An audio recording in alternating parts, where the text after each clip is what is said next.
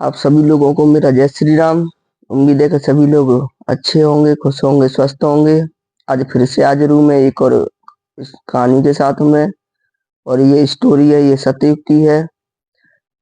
जैसे कि आप सभी लोग जानते हैं कि देवताओं के गुरु देवगुरु बृहस्पति है और उनकी पत्नी थी, उनका नाम था तारा।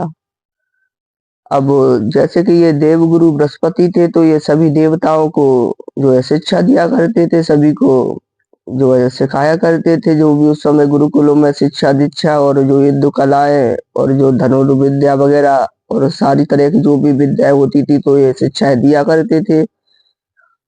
तो ये समय इनके यहाँ पे जो सारे देवता शिक्षा ग्रहण करने के लिए आते थे, उनमें चंद्रदेव भी आया करते थे। तो चंद्रदेव काफी बहुत ज्यादा सुंदर थे। अब इधर जो गुरुदेव बृहस्पति जी की जो धर्मपत्नी थी, तारा नाम था उनका, तो वो भी बेहद ही सुंदर थी। तो चंद्रमा उन पर जो है मोहित हो गए और वो चंद्रमा ने तारा जी को अपनी तरफ आश्रित करना शुरू कर दिया। अब धीरे धीरे करके चंद्रमा की तरफ में जो है तारा जी का भी जो है आकर्षण बढ़ने लगा और वो भी उनकी सुंदरता पर मोहित होती चली गई। अब चंद्रमा तो ये चाहते ही थे।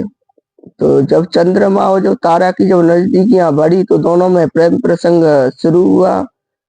और उसके बाद में चंद्रमा अपनी जो गुरु माँ थी, जो गुरु जी की जो धर्म पत्नी थी, जो गुरुदेव बृहस्पति जी की पत्नी तारा, उन्हें गुरुकुल से लेकर के भाग गए।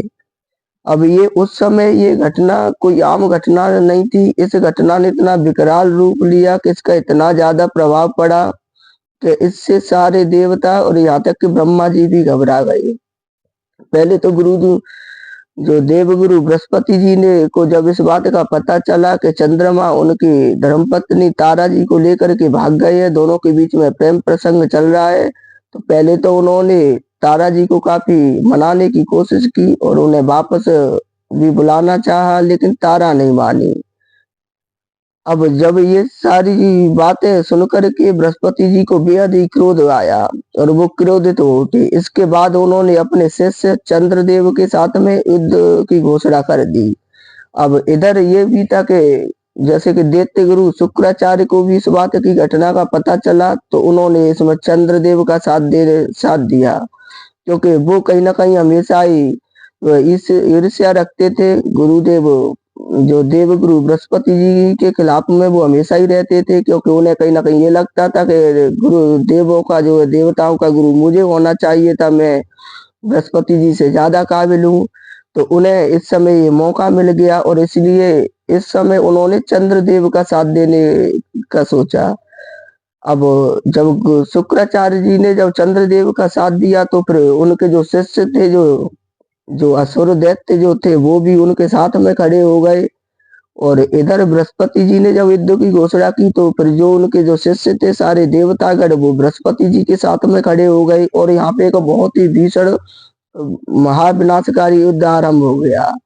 अब ये युद्ध इतना बड़ा हो चुका था, इतने बड़े स्तर पर आरंभ हुआ। जो इस युद्ध का नाम था वो ताराकाम्यम युद्ध कहलाया, क्योंकि ये युद्ध जो है तारा की कामना से ही लड़ा गया था, क्योंकि तारा की कामना ही, जो बृहस्पति जी चाहते थे कि तारा वापस आ जाए, और तारा की कामना चंद्रदेव को थी, वो उन्हें लेकर के भाग गए।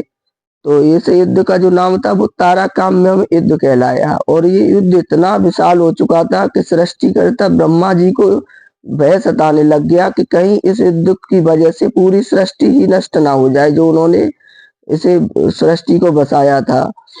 अब ऐसे में उन्होंने बीच बचाव करना शुरू किया और ब्रह्मा जी ने युद्ध रुकवाने के लिए कई सारे प्रयोजन वो करने लगे। अब ब्रह्मा जी ने तारा को समझाया कि देखो ये ठीक नहीं है, ये बहुत बड़ा अधर्म है जो तुमने किया है, और फिर भी अभी आप वापस चली जाओ तो अभी भी समय है, आपको जो है गुरुदेव बृहस्पति जी अपनाना भी चाहते हैं। और ये भी वाकई में उनकी बहुत बड़ी मानता ही थी कि इतना कुछ होने के बाद में भी बृहस्पति जी ने उन्हें कोई श्राप वगैरह कोई दंड नहीं दिया और वो उन्हें बाकायदा अपनाने को तैयार भी थे। अब ब्रह्मा जी के तमाम समझाने के बाद में तारा को समझ आया और वो वापस आ गई। अब यहाँ पर उन्होंने बृहस्पति जी को तारा को सौंप दिया लेकिन अब यहाँ पे एक और समस्या हो गई कि जब तारा जी आई तो वो गर्भवती थी।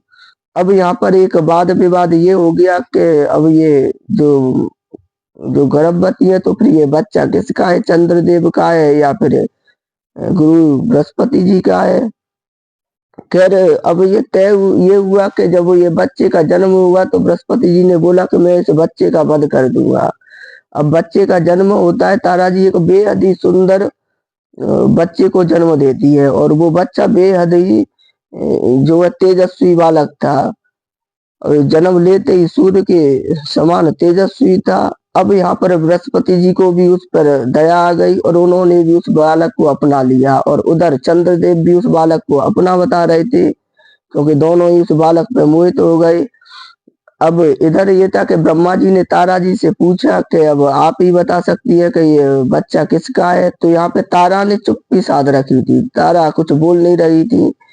अब इस पर जो उनको बच्चा था जो बहुत ही तेजस्वी था, जन्म लेते ही वो बहुत ही तेजस्वी बालक था। वो तो उनका नाम था जो है चंद्र, वो ब्रह्मा जी ने उनका नाम बुद्ध रखा था।